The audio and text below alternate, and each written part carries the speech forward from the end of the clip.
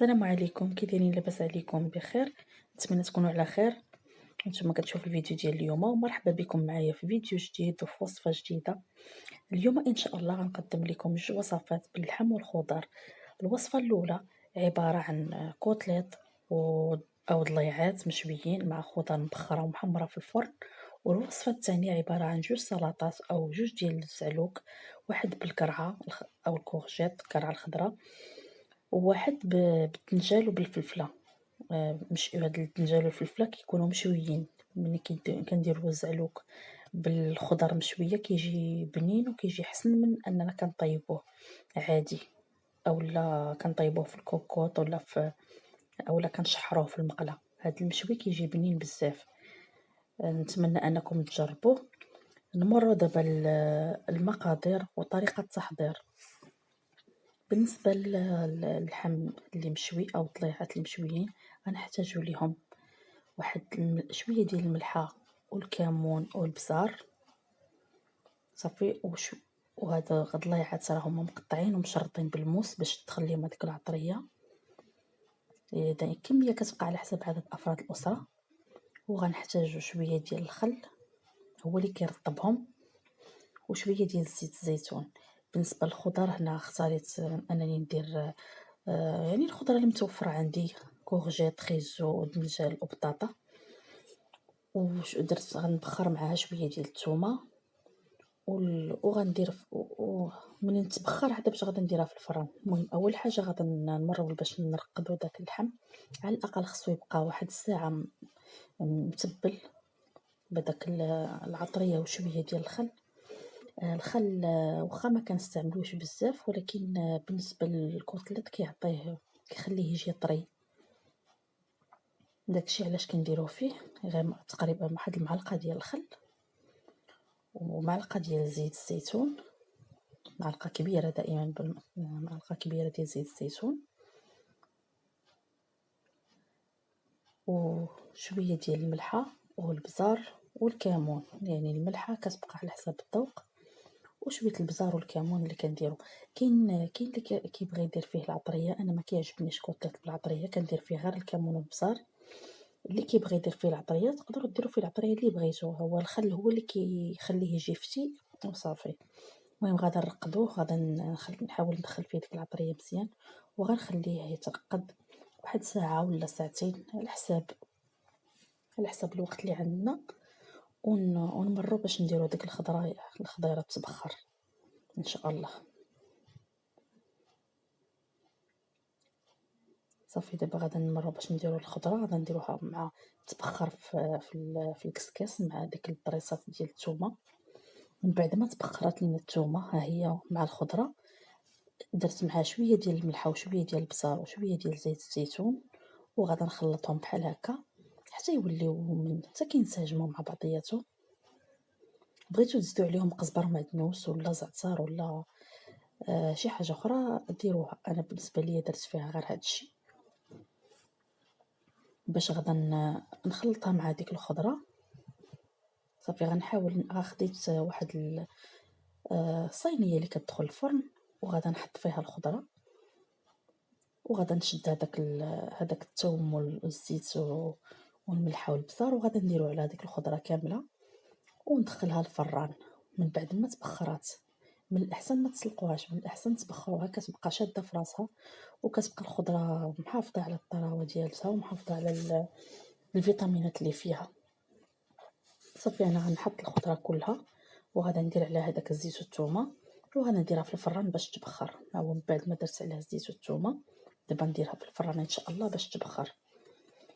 صافي وفي هذا الوقت غادي يكون هذاك اللحم حتى هو صافي ترقد. غنديرو في الشوايه باش نشويه ان شاء الله. نتوما كتشوفوه هو كيتشوى كيجي زوين وكيجي فتي كيجي رطب بزاف. بالنسبه للزعلوك او زعلوك ديال الدنجال، غنحتاجو الدنجال اللي شويتو تشويوه فوق المجمر ولا فوق البوطه، المهم نتوما اللي تختاروا فين غتشويوه. وفلفله مشويه حتى هي غنحتاجو واحد 4 ديال المطيشات محكوكين، واحد 3 ديال الطريصات ديال الثومه، شويه القزبر والمعدنوس انا كان عندي غير في المجمد. بالنسبة للتوابل غادي نحتاجو شوية ديال التحميرة، معلقة صغيرة ديال السكينجبير، معلقة صغيرة ديال الابزار، معلقة صغيرة ديال الكمون، ومعلقة صغيرة ديال الكركم، والملح حسب الذوق. اول حاجة غناخدو داك بالنسبة للزعلوك الثاني حتى هو غادا نقولك المقادير ديالو عاد باش نمر لطريقة التحضير. عندنا القرعة اللي شديتها وبخرتها، قطعتها وبخرتها، شوية ديال الربيع، واحد المعلقة ديال الحامض مصير مقطع، 2 طريصات ديال الثومة. وبالنسبة للتوابل نفس التوابل اللي درنا في الزعلوك الأول. دابا نمروا لطريقة التحضير ديال الزعلوكات بجوج.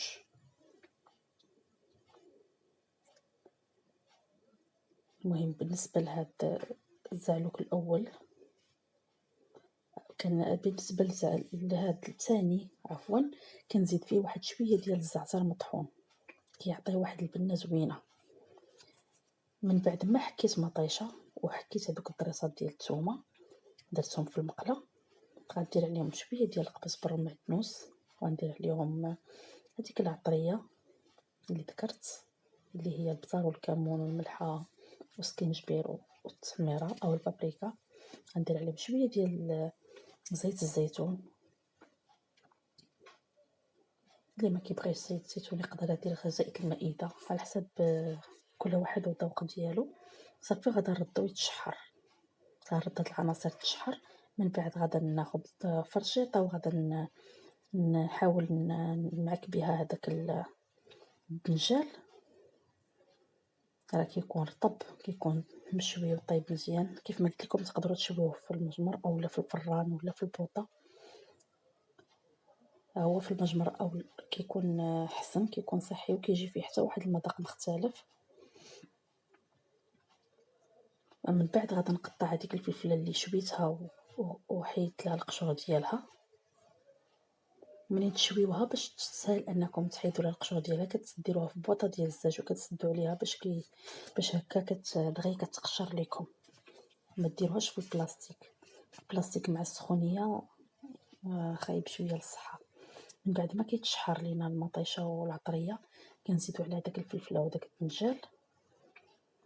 هادو ديجا طايبين، يعني ملي غادا نزيدوهم غنخليهم غير شويه فوق البوطه، ما غاداش نخليوهم بزاف، غير بين ما تشرب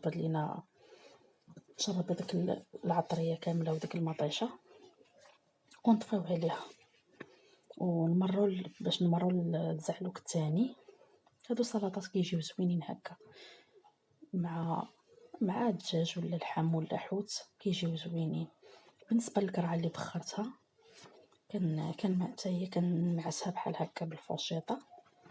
من الاحسن ديروها بالفرشيطه، ما طحنوهاش باش ما تطلقش الماء. صافي كناخذوا مقله كنديروا فيها الثومه اللي حكيناها حتى هي، هذوك 2 طريصات ديال الثومه كنحكهم كنديروا معاهم هذيك القرعه. الاختلاف الوحيد اللي كاين بين الزعلوكات بجوج ان هذا ما غاداش نديرو فيه مطيشه والاخر درنا فيه مطيشه. صافي كندير هذوك التوابل اللي ذكرنا زائد واحد شويه اللي قلت ديال الزعتر المطحون، كيجي بزاف مع القرعه الخضراء. شويه ديال القزبره المعدنوس وديك المعلقه ديال الحامض مصير، اللب والقشره بجوجهم تاخذوا طريف وتقطعوه. صافي كنديروا عليها شويه ديال زيت الزيتون اولا زيت المائده حسب الذوق، وكنديروها فوق البوطه تشحر حتى كتشحر مزيان. صافي غير كتشحر مزيان وكنقدموها. من بعد ما دخلنا الخضره الفران هانتوما كتشوفوا كيفاش كتجي محمره وزوينه، وهذاك الكوتليت او الطليعات حتى هما كيتحمروا كيجيو بحال هكا محمرين وزوينين. ودرتهم معاهم واحد هاد الفلفلات الصغار حتى هما شويتهم في الشوايه معاهم، وكيكون غدا اللي هو زوين وبسيط وصحي في نفس الوقت.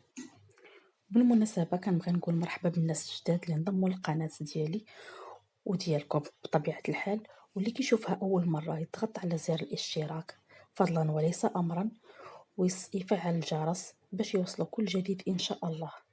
وبالنسبة للزعلوك ديال الدنجال ها هو كيفاش كيجي زوين بزاف وبنين، والزعلوك ديال القرعة حتى هو كيجي لذيذ، كيجي كيتوت هذاك الحامض مصير مع القرعة. أنا قدمته مع داك اللحم اللي كنت ديجا طيبته راه عندي في القناة، اللحم اللي سميتو شواقدر أو اللي كيطيب في الكوكوط بدون توابل ولا بصلة ولا توم، كيجي حتى هو رائع. حتى ترجعوا للقناة باش تشوفوه. ولا عجبكم الفيديو ديروا لايك، وإلى اللقاء في فيديو مقبل إن شاء الله.